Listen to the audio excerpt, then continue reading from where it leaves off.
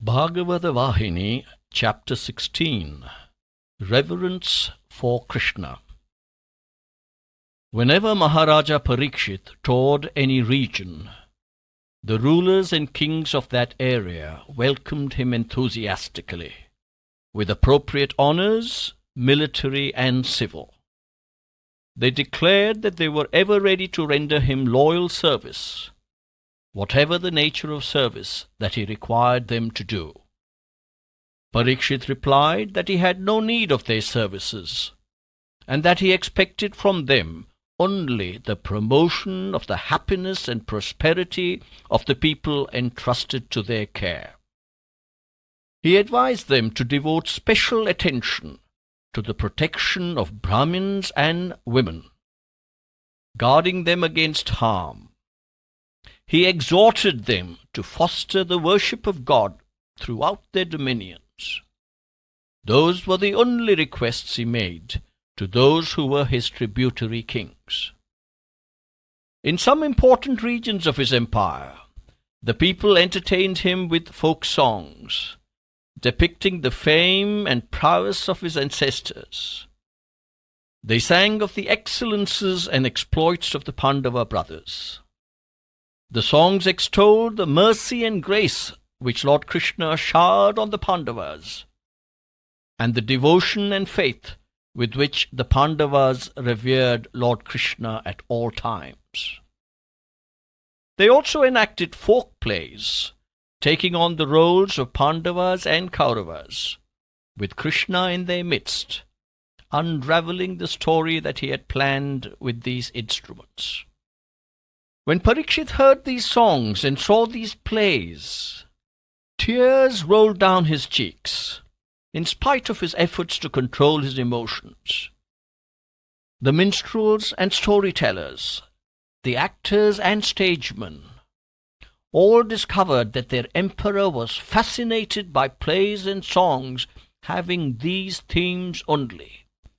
So they gave up other fields in their search for material, and concentrated their attention on the dynastic history of Parikshit and the overpowering grace with which Krishna saved it at every turn. The emperor listened reverentially and sat through with great devotion. His gratefulness was shown in other ways too. He was supremely happy.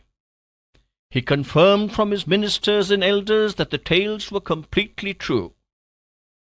At this, his faith and devotion multiplied, and he sought these chances more often and enjoyed them even more. He treated the performers and musicians with intense affection and honored them with lavish prizes. When news spread that Parikshit delighted in hearing songs about his forefathers in Krishna, those who had personal experience of these gathered around him wherever he went. They were themselves eager to see a ruler who was so full of devotion. One day, while returning from Mathura, an old Brahmin was among those who stood on the side of the road to catch the imperial eye. The Maharaja did not fail to notice him. He approached him and inquired lovingly about his welfare. The Brahmin said, "Maharaja, years ago when your grandfather Dharmaraja performed the hot sacrifice in the divine presence of Krishna, I officiated as a Ritvik, as the chief priest to conduct the rites. On that occasion, Krishna approached me and inquired lovingly about my welfare with as much affection as you are now showing me. Your words bring those words to my memory." The rest of the Brahmin's words were smothered by his sobs and tears. At this Parikshit exclaimed, "Oh, how fortunate you are, to be spoken to by the Lord in the Yajñashala or temple." He took off the cloth he had on his shoulders, and placing it folded on the floor, he pleaded with the old man to sit upon it comfortably, and tell him more about his experiences at the Yajñashala and other places with the Lord. Saying feebly, "My heart is torn to pieces, because it cannot endure the grief at the error that I committed that day," the old man wept. The Maharaja inquired, "Master, what is the error? If it can be revealed to me, I would like to know." He held both the hands of the old man, clasping them together, and prayed to him to disclose it to him. The Brahmin replied, "That day all of us who were initiated into the holy order of priests for the yajna put on the sacred clothes gifted to us and entered the sanctified enclosure. Then Lord Krishna, sitting on a golden plank seat in front of a golden plate, poured water from a golden vessel on—" "No, I cannot tell further.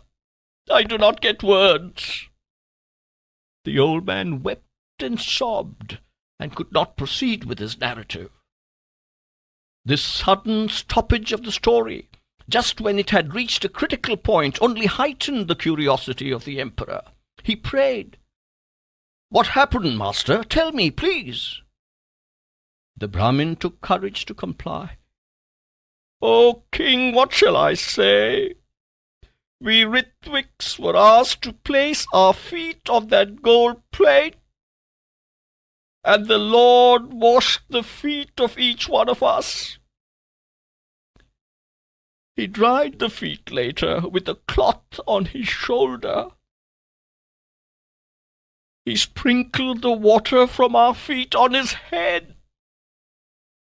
Since I was the chief among them, he was consulting me about all the details of the rites. Lastly, on the day of the valedictory offering in the sacrificial fire, he granted us a vision of himself with Shankha, Chakra and Gada in his divine hands, that is the conch, the discus and the mace. And that vision liberated us all from bondage forever. Now that the merciful Lord is away from us, I feel that seeing you is like tasting a few drops of refreshing water by a poor fellow dying of thirst in the raging sun of the desert." The Brahmin concluded his account, and holding the hands of Parikshit, he placed on the king's head a few grains of sanctified rice, which he had with him tied in a knot at the corner of his dhoti. Parikshit acknowledged the blessing and exclaimed, "Master, I am indeed fortunate. Though I could not see Lord Krishna in person, I have today the good luck of meeting the feet that he revered." And so saying, he fell at the old Brahmin's feet. He called the ministers to his side and instructed them to place the Brahmin in a palanquin and take him to his home. He also gave him large quantities of valuable gifts and treasure.